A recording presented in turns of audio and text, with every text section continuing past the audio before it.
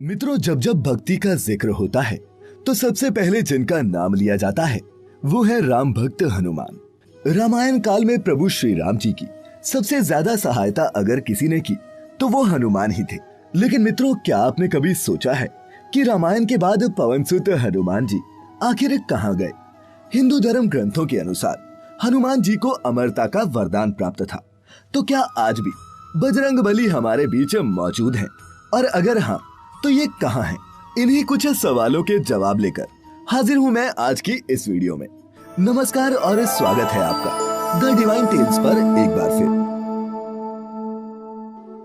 मित्रों, राम भक्ति के रस में डूबे हुए ग्रंथ रामचरितमानस के रचयिता तुलसीदास जी ने हनुमान चालीसा में लिखा है, चारों जुग परताप तुम्हारा, है प्रसिद्ध जगत उजियारा। अर्थात चारों युगों यानी कि सतयुग, त्रेता, द्वापर और कलयुग में आपका यश और प्रतिष्ठा फैली हुई है। जगत में आपकी कीर्ति सर्वत्र प्रकाशमान है। त्रेता युग में प्रभु श्री राम जी ने हनुमान जी की सेवा और भक्ति से प्रसन्न होकर उन्हें यह वरदान दिया था कि जब तक इस धरती में मेरी कथा प्रचलित रहेगी तब तक तुम्हारी कीर्ति भी अमिट रहेगी। और मित्रों, हनुमान जी चार अलग अलग वजहों के कारण सभी देवताओं में श्रेष्ठ हैं। पहला ये कि हनुमान जी बहुत शक्तिशाली हैं। दूसरा ये कि वो इतने शक्तिशाली होने के बावजूद भी ईश्वर के प्रति सदैव समर्पित हैं। तीसरा ये कि वे अपने भक्तों की सहायता तुरंत ही करते हैं। और चौथा ये कि वे आज भी सशरीर इस पृथ्वी पर मौजूद हैं। मित्रों, इस ब्रह्मांड में ईश्वर के बाद यदि कोई एक शक्ति है तो वो हनुमान जी हैं। महावीर बजरंग बली के सामने बड़ी से बड़ी मायावी शक्ति भी घुटने टेक देती है। अब सबसे बड़ा सवाल ये उठता है कि अगर वो अमर है तो वो है कहाँ? मित्रों, उनके जीवित होने के दावे समय समय पर अलग अलग जगहों से सामने आते रहे हैं और इन्हीं दावों के कारण उनके अस्तित्व का होना और भी पुष्ट हो जाता है।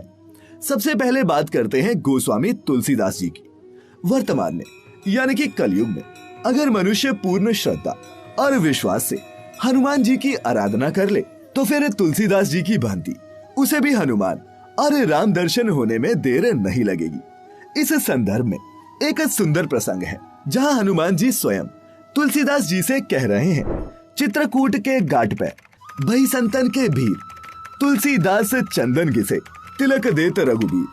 हनुमान जी ने तुलसीदास जी से कहा था कि राम और लक्ष्मण चित्रकूट नियमित आते रहते हैं। मैं वृक्ष पर तोता बनकर बैठा रहूंगा और जब राम और लक्ष्मण आएंगे तब मैं आपको संकेत दे दूंगा। हनुमान जी की आज्ञा के अनुसार तुलसीदास जी चित्रकूट घाट पर बैठ गए और सभी आने जाने वालों को चंदन लगाने लगे। और फिर जब राम और लक्ष्मण वहां आए तो हनुमान जी गाने लगे, चित्रकूट के घाट पे भई संतन के बीर, तुलसीदास चंदन घिसे तिलक देत रघुबीर। हनुमान जी के ये वचन सुनते ही तुलसीदास प्रभु राम और लक्ष्मण को निहारने लगे। इस प्रकार गोस्वामी तुलसीदास जी को भगवान राम के स्वयं दर्शन हुए। वहीं श्रीमद् भागवत गीता के अनुसार हनुमान जी आज भी गंधमादन पर्वत पर निवास करते हैं। ये गंधमादन पर्वत हिमालय के हिमवत पर्वत के निकट है, जिसे यक्षलोक के नाम से भी जाना जाता है। यहाँ एक अद्भुत सरोवर और उसमें खिलने वाले कमल की कथा हमें पुराणों में मिलती है। हनुमान जी इसी सरोवर के पास रहते हैं।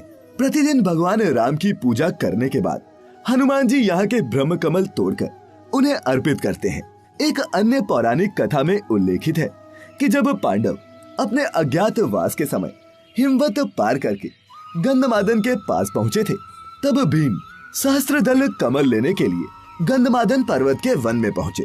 तब उन्होंने हनुमान जी को वहां विश्राम करते देखा।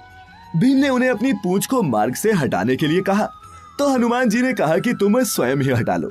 लेकिन भीम अपनी पूरी ताकत लगाकर भी उनकी पूंछ हटा नहीं पाया था और वहीं भीम का घमंड भी चूर चूर हो गया था। इसी पर्वत से जुड़ा एक अचंभित करने वाला तथ्य ये भी है कि आप किसी भी वाहन से यहाँ नहीं पहुंच सकते। यही नहीं, चीन की तंत्र कथाओं पर नजर डालें तो उसमें एक खास प्रकार के किरदार का उल्लेख मिलता है जो बिल्कुल हूबहू हनुमान जी के जैसा ही प्रतीत होता है और इसे चीन में मंकी किंग के नाम से जाना जाता है। ये वहाँ का एक महान वानर था जिसके पास असीमित शक्तियां मौजूद थी। इस शक्ति के बूते उसने बचपन से ही बड़े बड़े कारनामे कर दिखाए। और अगर हम इसकी तुलना हनुमान जी से करें तो आपको आश्चर्य होगा जानकर इनकी समानताएं। मंकी किंग अपने आकार को कभी भी छोटा या बड़ा कर सकता था। चीन में पाया जाने वाला मंकी किंग एक ही छलांग में कई किलोमीटर तक की दूरी तय कर लेता था। उसकी रफ्तार का कोई मुकाबला नहीं था। और हमारे पौराणिक ग्रंथों में भी हनुमान जी के बारे में ऐसा ही कहा जाता था कि भारत में कई जगह ऐसी हैं जहां हनुमान जी के पैरों के निशान आज भी मौजूद हैं। इन दोनों में थोड़ा बहुत अंतर भी दिखता है।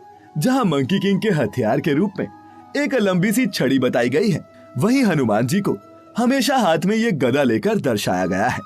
क्या सच में हनुमान जी रामायण के बाद चीन चले गए थे, जहां उनकी कहानियां आज भी सुनाई जाती हैं? चीन के प्रसिद्ध इतिहासकार जी सॉलिन को पूर्ण विश्वास है कि मंकी किंग और कोई नहीं बल्कि हिंदू धर्म के हनुमान जी ही थे, जिन्होंने चीन में समय बिताया और उनका इतिहास समय के अनुसार चीन में गुजरा। समय के साथ इतिहास के कई पन्नों को भुला दिया गया और जो बचा वो आज भी सबके सामने साक्ष्य के रूप में मौजूद है। मित्रों, आज भी हनुमान जी हम सबके बीच उपस्थित हैं। इसको समझने के लिए आप किसी भी छोटे बड़े प्रसिद्ध हनुमान जी के मंदिर जाएं।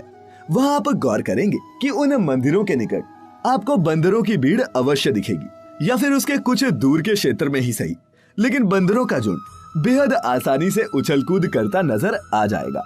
ये बजरंगबली हनुमान जी के वो साक्ष्य हैं जो हमारी नजरों के सामने होकर भी हम देख नहीं पाते।